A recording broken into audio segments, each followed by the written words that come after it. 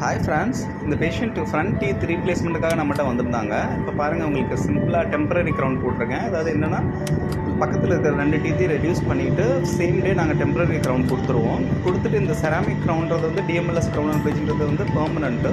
இது வரதுக்கு 2 days ஆகும். பாருங்கள், கம் செராமிக்லாம் வச்சுருக்கோம் பாருங்கள், கம் கலர்லேயே இருக்கும். ஏன்னா டீத் சைஸ் வந்து பெருசாக வேணான்றதுக்காக கீழே வந்து கம் செராமிக் கொடுத்துருக்கோம்.